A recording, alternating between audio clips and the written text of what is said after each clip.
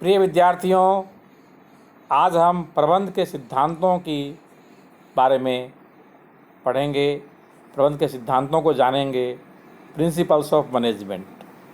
सबसे पहले तो हम ये जानने का प्रयास करेंगे कि सिद्धांत किसे कहते हैं, प्रिंसिपल्स किसे कहते हैं।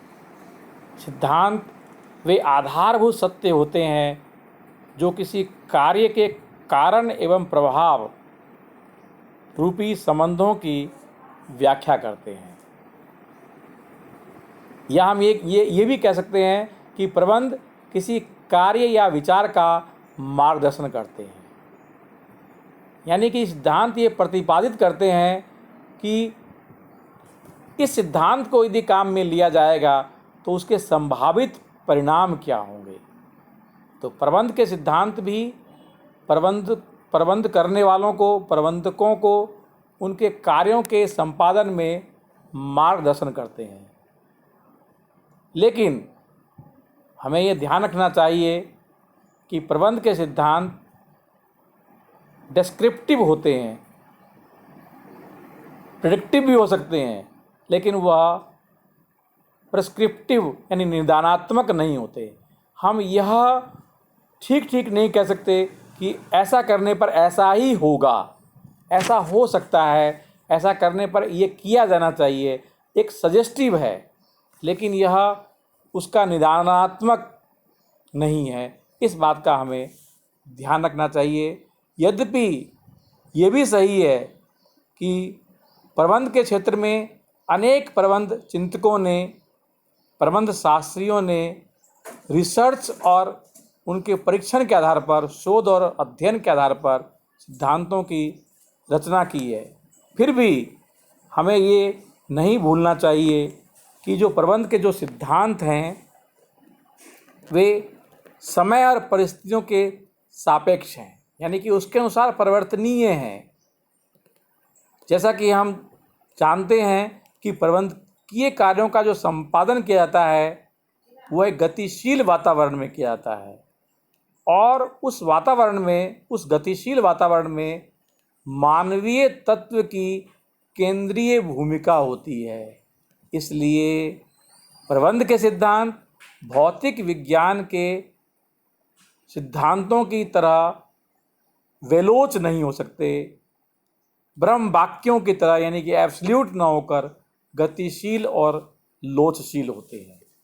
अब हम देखेंगे कि प्रबंध के जो आधुनिक जनक कहे जाते हैं, हेनरी फेयोल, उन्होंने प्रबंध के 14 सिद्धांतों का प्रतिपादन किया है। इन 14 सिद्धांतों में पहला है कार्य का विभाजन, दूसरा अधिकार, सत्ता और उत्तरदायित्व, तीसरा अनुशासन, चौथा आदेश की एकता, निर्देशन की एकता, व्यक्तिगत हितों की सामान्य हितों के प्रति गौणता, नेक्स्ट पारिश्रमिक, नेक्स्ट केंद्रीकरण, सोपान श्रृंखला, व्यवस्था, समता, सभी वर्गों के कार्यकाल में स्थायित्व, पहलपन, सहयोग की भावना।